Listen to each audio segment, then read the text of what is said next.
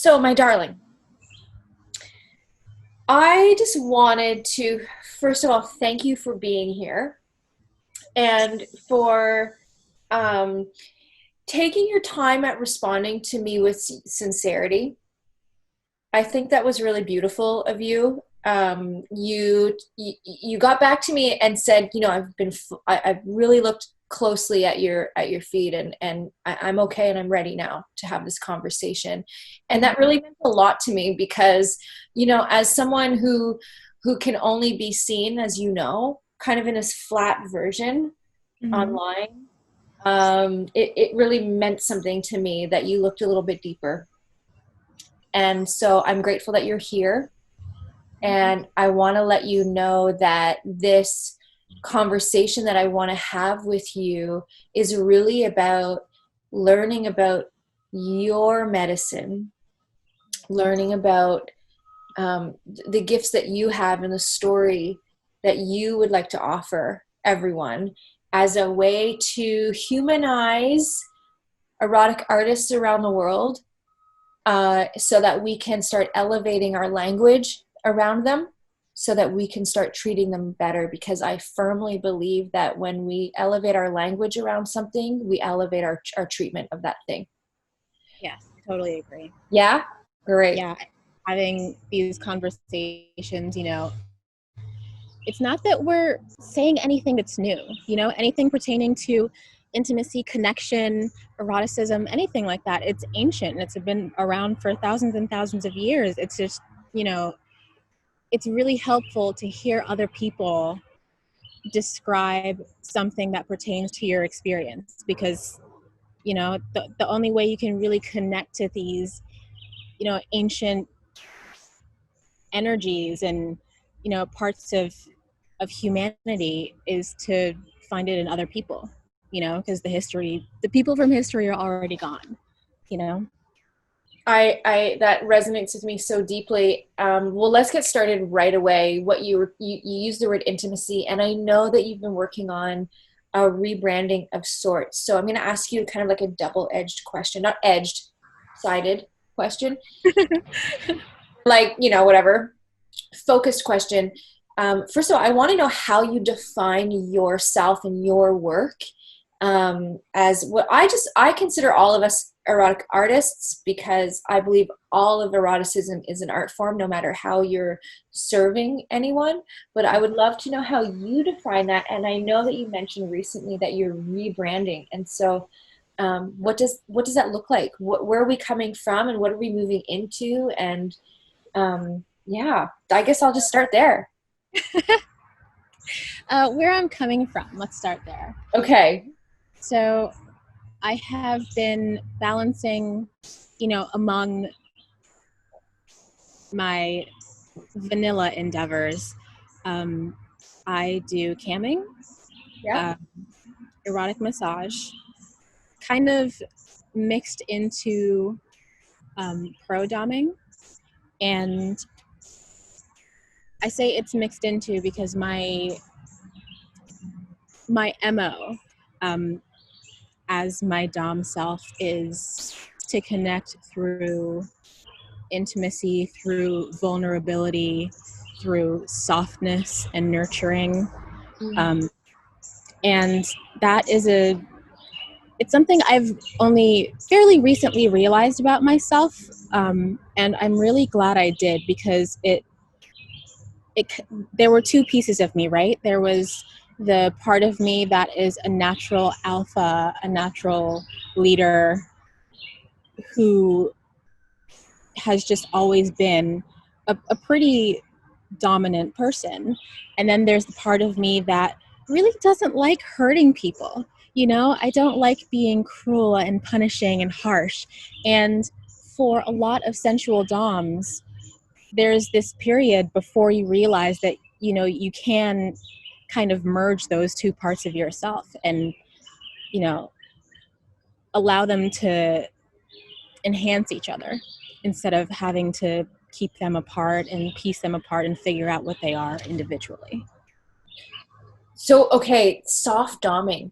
This is this is new to me. Like I'm not an expert in any field. I wouldn't consider myself, even though I've been in the industry for over 10 years, especially because I feel like the language that we're using now is getting more and more specific, and which is great. I'm just not, I just don't follow it because my life has opened up in a different way. Right. Very curious. So is it considered soft doming? Like what's the language that is being used right now? And is it defined in any sort of way? So those are just the terms that I sort of spit out. I try to, put myself out there on like Reddit and stuff to try and connect with, other doms who have found themselves on a similar path or the same path. But it's difficult trying to balance everything while networking, while doing admin, while getting bitten by mosquitoes. It's like a never-ending barrage. So that's a long way of saying these are just sort of like nebulous terms. I feel that too. And like, I mean, it's all nebulous. Like I just say erotic artist just to cover everything. Right. Oh my gosh. I mean, that's the best term I've heard so far. Like I was a full service sex worker and I always considered that performance art. Mm-hmm. What I try to do is find the thing that person needs, and Yeah. I bring out that part of inside of me to match it. And if I can't find that energy, it usually doesn't click very well. Right. Sometimes I bring an energy that I'm seeking to like kind of let loose, and sometimes it works, sometimes it doesn't, but it's always a performance if I'm there to serve someone else's needs. Mm-hmm. As a fantasy or whatever. Right.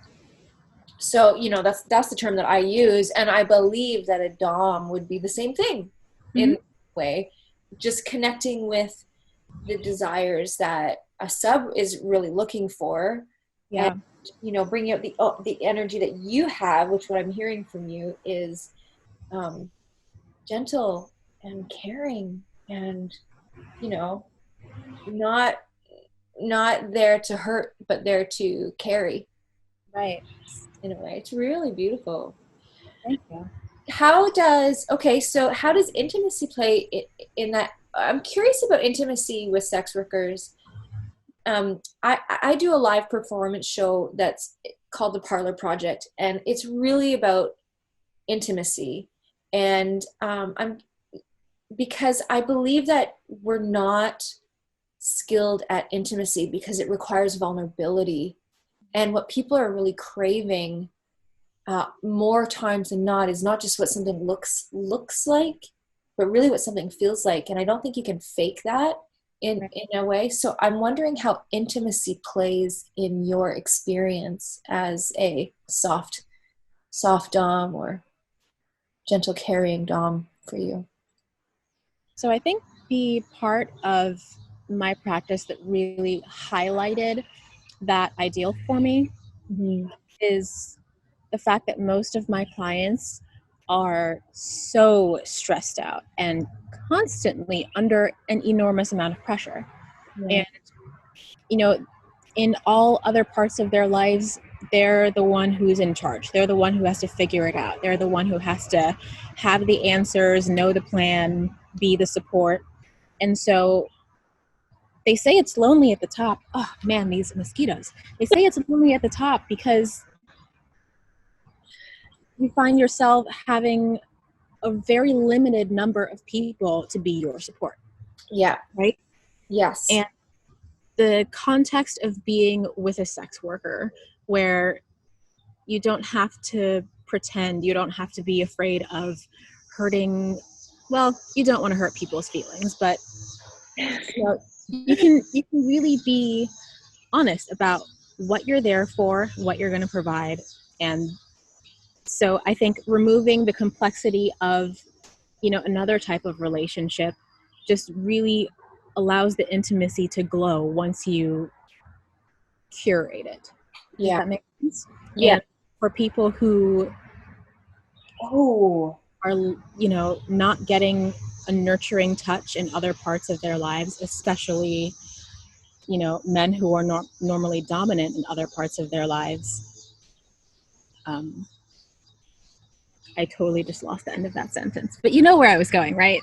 curated intimacy. And I love this idea of like, that's part of the performance art because Right. it's not entertainment. Mm-hmm. For me, art is about connecting. And so curated intimacy just sounds so delicious. Like I want to go there. What does that look like? Take Well, me to that museum, right? curate an experience that was for what I require as intimacy. I wonder what that would look. Wonder how I could explore that with another person. And I do believe that sometimes paying for it is the most efficient way to get there Yeah. without the shame. Mm-hmm. And you know what? I'm so glad you said that, because this is exactly what I've been considering in my current round of rebranding. How can I curate an experience? Yeah. And actually, so we were supposed to have this chat about a week ago. And what happened that really derailed me is that I came out to my family as a sex worker. You And did. yeah, Woo, girl. yeah, and it went better and worse than I expected. So I guess I could say I'm chilling, but I'm not. Like, do you want to share any more of that experience? Because I've done that, and I mean, I'm fully out. I don't give a shit what people say. Yeah. Um, and I came out to my family members who were really valuable to me, who I can't keep secrets from anyway. I don't want to because I love being seen for who I am by those people. Right. But there are definitely people who I had to come out to that I didn't know how it Yeah. would turn out. So do you want to talk about that? Because I don't think people understand about coming out as a sex worker is fucking scary, dude. It's scary. So To in do the it case of my family, um, there were just parts of my life that were just giant question marks to them, right? And like, how did you go on that trip? right. How did you afford to take 3 of your friends to Miami for your 21st birthday? Well, I saved up for it. I worked really, really, really, really, really hard for it, which is not false. Very, very hard for that. Right, exactly. Yes. Um, so So the big question mark. their response initially was, we don't know if we can stand by and watch you do this to yourself. So we don't know if we'll be able to have a relationship with you. And then I took the time to really explain to them what my practice really means to me, what it represents in my life, because this isn't just a job for me. It feels like a calling. It feels like I'm shaping my vision. It feels like I'm serving a purpose, And so to give this up for the comfort of my family, that's just such a huge ask, right? And so I've been racking my brain trying to figure out how I can curate a sensual experience that lets me connect with my clients and have these amazing experiences that I have with them, because these moments are truly special to me, while not scaring my family away. Yeah. And so what I've been thinking about is kind of like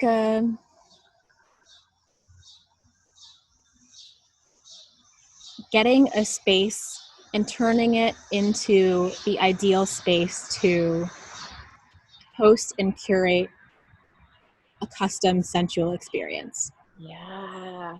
Great. And so because something like this,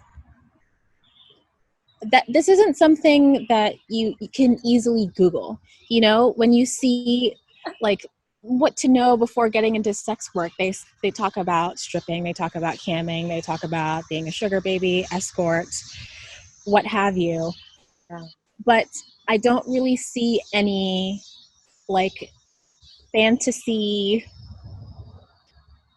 I don't know how to even put it into words because my mind is still trying to like squish it into something solid that I can put my hands on and actually grasp and start to work on. So I'm sure you can tell that I'm really struggling to explain this, but I think that's very fair. I think you're not the only one. You're not alone with that. So, the same struggle to define it came from Percy Cat, who I think you might know. yeah. She's an entertainer and a charmer in LA, and she said the same thing, and I feel the same way. There's a lost art of being medicine women. Yeah. Because the art of intimacy and the medicine of seeing someone for who they really are, without all of their life stuff getting in the way, is a true skill. And I don't think we've gotten so far away from it because we're so scared of the power of it. Yeah. That we don't even know how to explain it anymore. So it's okay, I think, personally, to not know. And I think your actions will define it eventually, personally. I mean, I'm just saying It that. means a lot to hear you say that because, man, there is just so much writing on this, So thank you for saying that, really. Yeah. Oh, man. I mean, there's so much we could talk about. We don't have a lot of time because my battery is getting low. That's okay. But I do want to have you back, and we still have time, so we're not going to stop now. I'm going to move into the questions that I had also said I was going to ask you a little bit about, if you want to touch on them at all. Okay, so this is something I'm always really interested in. Like, what are your before and after rituals when you see a client? Ooh, really going behind the scenes here. I'm sure lots of people would love to know. My before rituals, apart from outfits, makeup, I normally listen to Norse Neofolk music. So basically like Viking music. Yeah.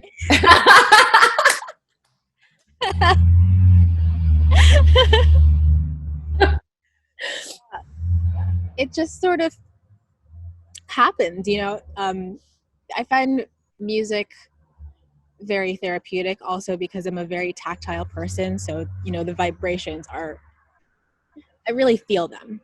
Yeah. And so let me tell you about the artist that I've just discovered. Their name is Hylum. Okay. So I think their little description, their little blurb is that they're circumpolar Eurasian, like neofolk, which is so niche. I didn't know it existed until I found it.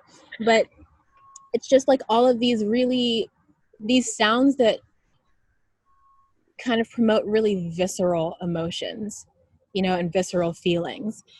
And how do you find something? Like, how do you go searching for, like, how does that fall into your lap? First of all, YouTube algorithms.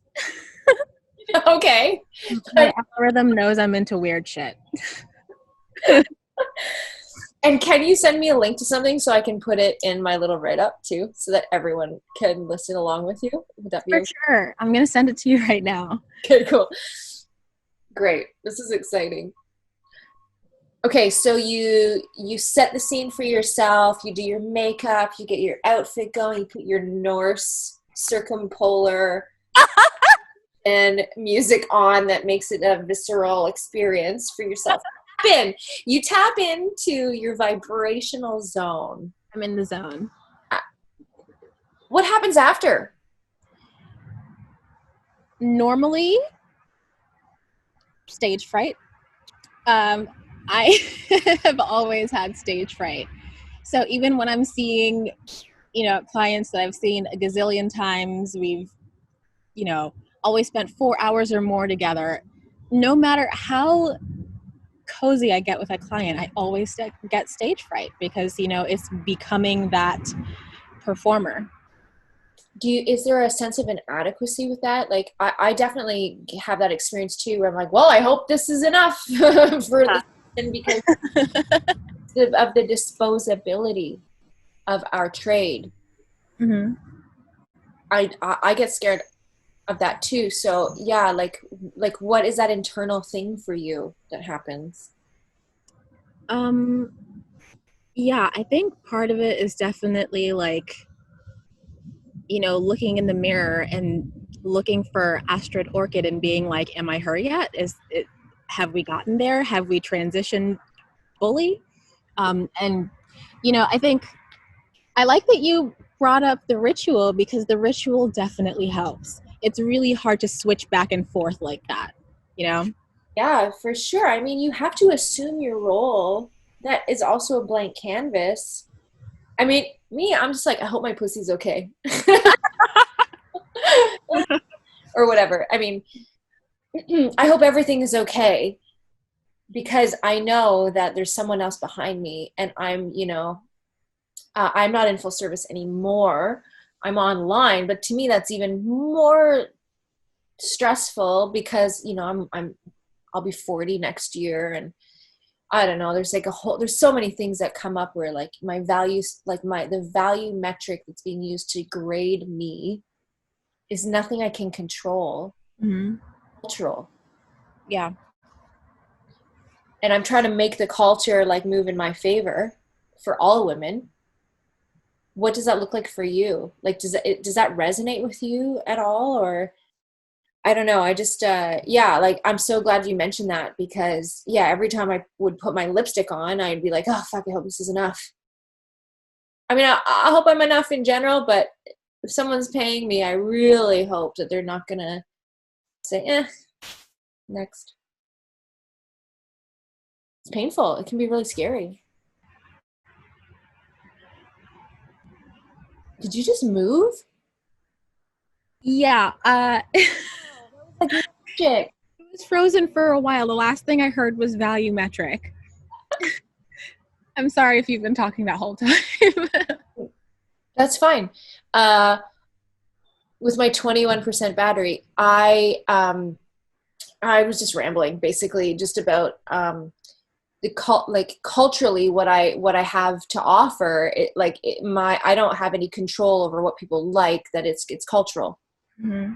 and that I'm trying to move the culture in a direction that serves me, but also everybody. Like, I'm trying to serve people to like older women like me. I'm almost 40, and there's these very pop culture standards Mm-hmm. that I don't even know if I'm internally trying to swim in that pool, I guess.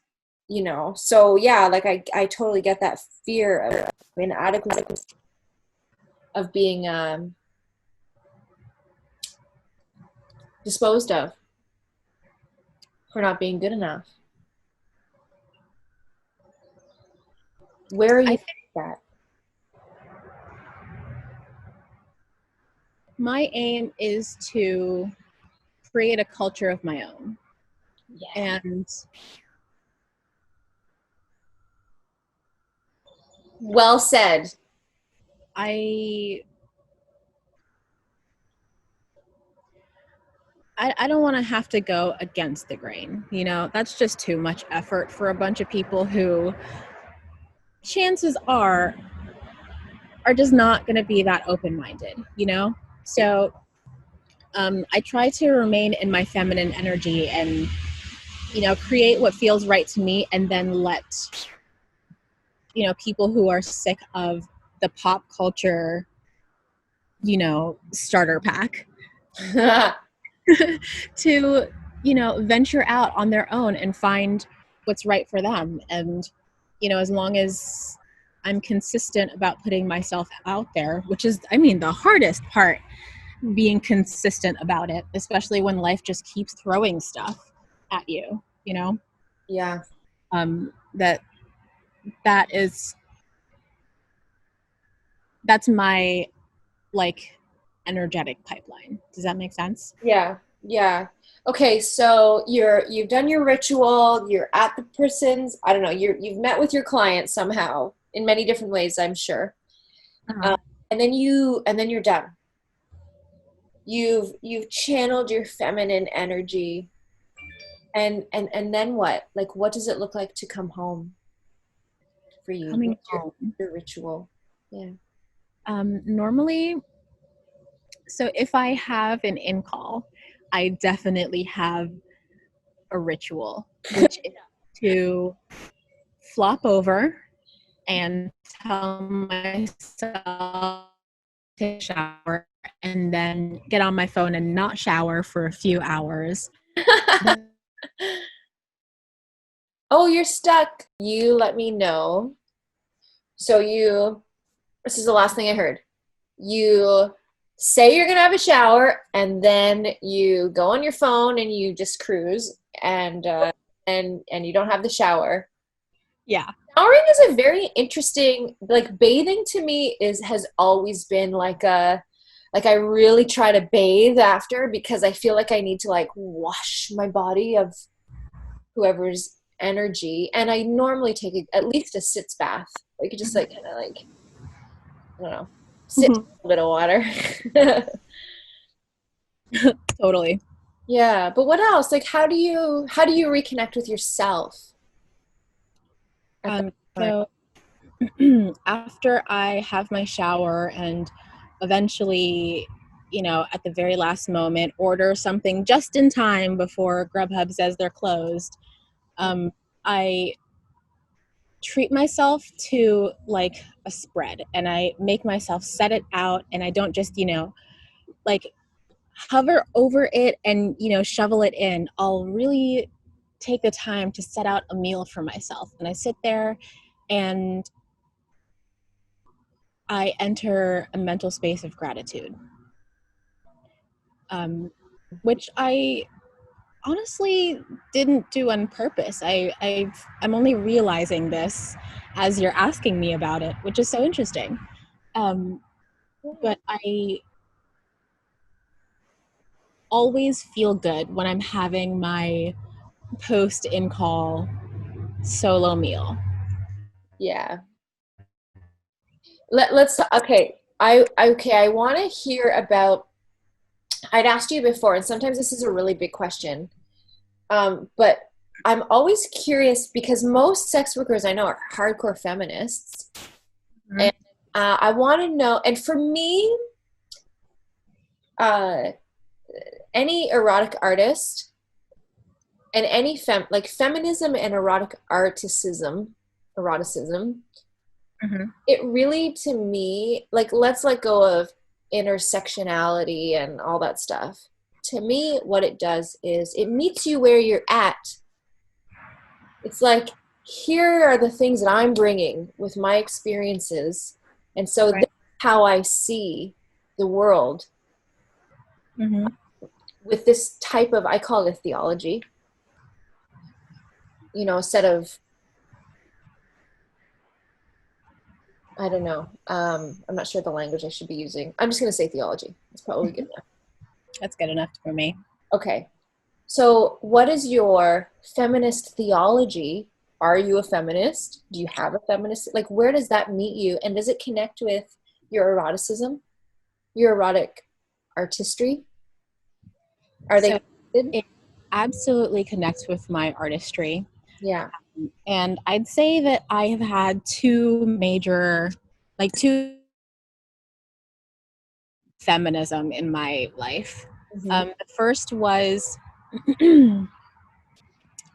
going off to college. And I've always been like naturally very feminist in the way I, stood up for myself and the way that I believed in the world.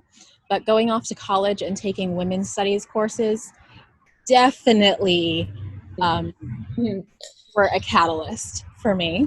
Yeah. Then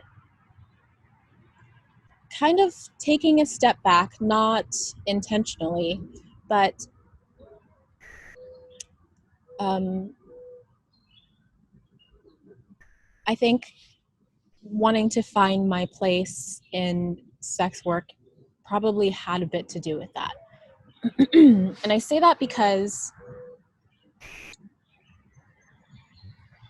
a lot of modern feminist rhetoric is about, the kind of Rosie the Riveter sort of, I can do it, I don't need a man, fuck men, I hate them, and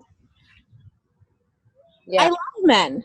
I mean, I don't hate them. Yeah, they can be boneheaded a lot of the time, but there are a lot of things that truly masculine men bring to the table that I very much enjoy because I'm a feminine energy woman. And so what does that mean for me? And that has been that's been the genesis of my second wave of feminism, I think. that's really beautiful. I agree. My mom always used to say, "Man hater, no man eater," and I lived by that rule for so long. And then I was like, I don't know, I don't want to eat all the men. Like, destroy all men. I don't think they're all out to destroy me. If I believed that, then I'd just be at war all the time. Right. And so, Right. A very masculine way of going about feminism. Us against you. yeah, and what I realize is like feminism is for everyone, and what's lacking, education and females having proper boundaries and like teaching proper language to the men so that they understand how to express themselves. And Right. like I really don't think it's a one-sided issue. I definitely experience oppression from being a woman with men, but I don't think that that's a blanket statement. But I do believe, like, once we're all liberated, then we're all free. I firmly believe that, because of my experiences as a woman. But I don't think it starts from having an enemy in the other. It's having like a lot of patience and a lot of education and a lot of boundaries. Right. It's about community and connecting. Yeah. And that's where intimacy bridges the gap for me. Oh, wow. Yeah, I could write a book, sis. Like you said, intimacy, vulnerability, like connecting with people who just don't know anybody. I know that when I have conversations, like on Instagram, and people DM you and they just show you the dick pic right away, or like it's just like really not cool. No, it is not. And someone says, "Oh, I think you're a goddess," and then they say really brutal things to you. I say, "Well, that's not how you speak to a goddess." Like I've had conversations where men have really turned around. They've really seen, oh my God, I've been doing this wrong the whole time. And there's some that just will, they're just not there yet. And like my approach is like, go where the love is and expand there. Like, I'm not going to waste my time on someone who I know isn't ready for the education. I might plant the seed, but I'm not going to waste my time. But I think that, like you've been talking about with this intimacy, is that when we can have a vulnerable moment with someone, then we can really open up the conversation in a far more beautiful way. Right. When you're able to let your guard down and not be combative, but to put yourself on the same team with someone, to find common ground and to feel like you're working towards something together. Yeah. That's when you're able to really respect someone who may be completely different from you, right? when you're able to, find something that you can see eye to eye on despite all of your other differences. And what is a better equalizer than intimacy? 100%. 100%. I'm so glad that you said that. I have one more question for you before we shut this down, because I have 11% battery. My bad. I would love to have you back. I think we have a lot to talk about. But for now, the question that I end every conversation with, and I know what you might say, but you might surprise me. So this is a pop quiz. Today, if you were to be a flower, what flower would you be? And why? If I were to be a flower Today.